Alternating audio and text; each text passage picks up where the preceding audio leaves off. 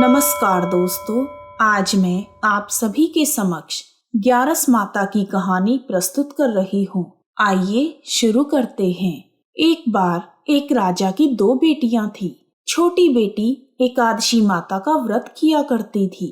हर कोई छोटी बेटी की ही प्रशंसा करता था और बड़ी बहन छोटी बहन से ईर्ष्या करती थी। एक बार पड़ोसी राजा का बेटा बड़ी बेटी को देखने आया, लेकिन उसे बड़ी की जगह छोटी बेटी पसंद आ गई। राजा की बड़ी बेटी अब छोटी बहन से और भी अधिक ईर्ष्या करने लगी। इस ईर्ष्या के चलते वह तरह तरह से अपनी बहन को मारने की कोशिश किया करती थी। एक बार वह लड्डू में जहर मिलाकर अपनी छोटी बहन को खिलाने की कोशिश करती है और एक बार मटके में जहरीला सांप रखकर अपनी छोटी बहन के कमरे में रख देती है। एक बार वह अपनी छोटी बहन को पनघट पर पानी भरने के लिए ले जाती है और धोखे से कुएं में धक्का दे देती है, पर हर बार ग्यारस माता उसे बचा लेती है क्योंकि वह ग्यारस माता की परम भक्त थी। बड़ी बहन बहुत परेशान हो गई कि यह तो किसी भी तरह नहीं मरती। एक दिन वह अपनी छोटी बहन से बोली, मेरी प्यारी बहन, भगवान ने हम सब की मृत्यु किसी न किसी तरह से लिखी हुई है, पर क्या तुम्हें पता है कि तुम्हारी मृत्यु कैसे होगी? छोटी बहन बहुत सीधी थी। वह बोली, मेरे पालतू तोते के गले में जो हार है, मेरी जान उसमें अटकी हुई है। यदि कोई मेरे तोते को मारकर उसके गले में जो हार है उसको पहन ले तो मेरी मृत्यु हो जाएगी, और जब वह उस हार को उतार कर कहीं रख दे तो मैं जीवित हो जाऊंगी। उस रात छोटी बहन अपने पिता के पास गई और बोली, पिताजी, मुझे शक है यदि मैं मर जाऊं तो आप मुझे जलाने की बजाय मेरी लाश को हमारे पुराने महल में एक खाट पर सुला देना। पिताजी बोले, प्यारी बेटी, तुम ऐसा क्यों बोल रही हो? 2 दिन बाद तो तुम्हारी शादी है। तब छोटी बेटी बोली, पिताजी, समय का क्या भरोसा है, शादी का दिन भी आ गया। शादी वाले दिन बड़ी बहन छोटी बहन के तोते को ढूंढती है, लेकिन उसे तोता कहीं नहीं मिलता। तभी दरवाजे पर बारात आ जाती है। वरमाला का कार्य संपन्न हो जाता है, फेरों की रस्म शुरू हो जाती है और दूसरी ओर बड़ी बहन को छोटी बहन का तोता मिल जाता है और वह तोते को मारकर हार खुद पहन लेती है। वहीं छोटी बहन के 3.5 फेरे राजकुमार के साथ पूरे हो जाते हैं। बड़ी बहन के हार पहनते ही छोटी बहन मूर्छित होकर गिर जाती है। यह देखकर बारातियों में हलचल मच जाती है कि राजकुमारी को क्या हुआ। सब डर जाते हैं। तब राजा हकीम को बुलवाते हैं। छोटी राजकुमारी को महल में ले जाकर लिटा दिया जाता है। वेद हकीम राजा से कहते हैं कि हमने यह पहली बार देखा है कि राजकुमारी ना तो मरी है और ना ही जीवित है, यह तो एक जिंदा लाश के समान है। हकीम की बात सुनकर राजा परेशान हो जाते हैं। फिर वह उनसे कहते हैं कि आप बाहर जाकर बोलें कि राजकुमारी बेहोश है, थोड़ी देर में ठीक हो जाएगी। यदि आप ऐसा नहीं करोगे तो मैं आपको मृत्यु दंड दूंगा। हकीम राजा के कहे अनुसार बाहर जाकर ऐसा ही बोल देते हैं।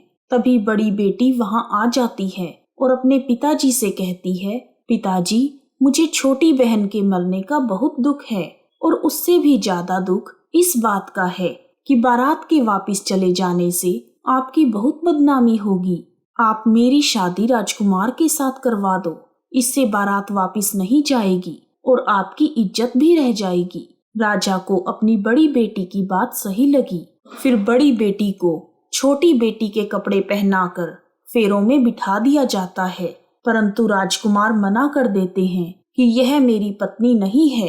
मेरी पत्नी जब बोलती है तो उसके मुंह से फूल झड़ते हैं। लेकिन सभी ने समझा बुझाकर राजकुमार के बचे हुए 3.5 फेरे बड़ी राजकुमारी के साथ करवा दिए। फिर बड़ी बेटी को राजकुमार के साथ विदा कर दिया जाता है, लेकिन राजकुमार बड़ी बेटी के हाथ से ना तो पानी पीते हैं और ना ही उससे बात करते हैं, ना उसका बनाया हुआ खाना खाते हैं। राजकुमार मन ही मन सोचते हैं कि मैं पता लगा कर रहूंगा कि मेरी पत्नी के साथ क्या हुआ है।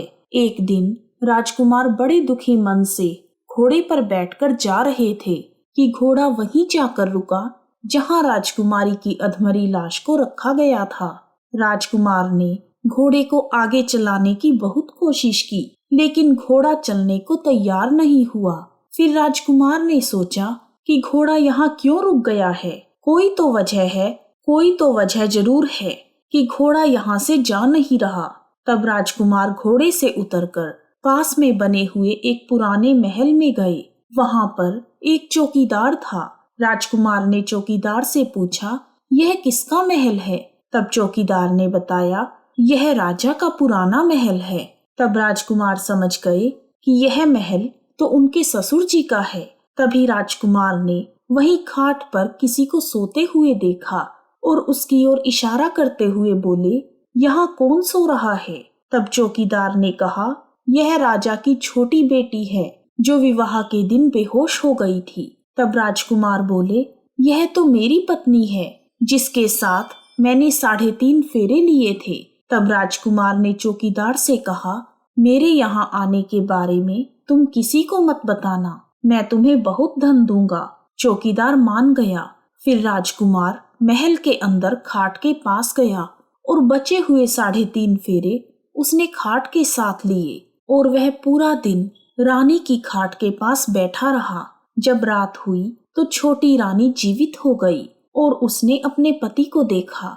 अपने पति को देखकर वह रोने लगी। तब राजकुमार ने पूछा, तुम विवाह के दिन बेहोश हो गई, तब तुम्हारे पिता ने मेरी शादी तुम्हारी बड़ी बहन से तो करवा दी, परंतु मैंने तुम्हारी बड़ी बहन को स्वीकार नहीं किया।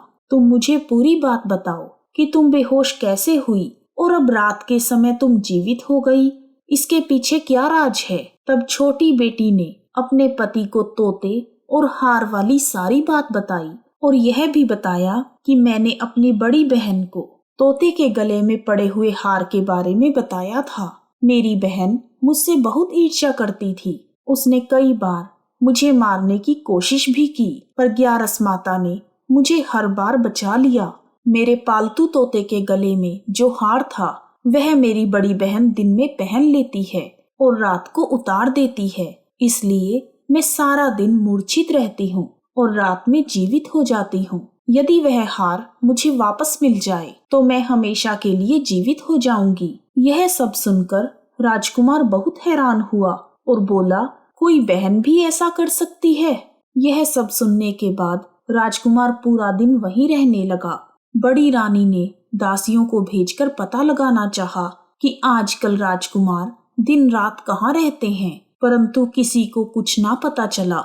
उधर छोटी रानी गर्भवती हो गई।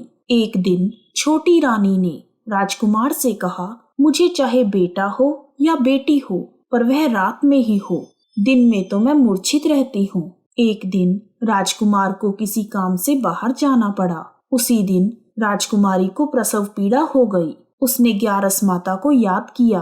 तब स्वयं ग्यारस माता ने आकर उसका प्रसव किया। राजकुमारी ने एक सुंदर पुत्र को जन्म दिया।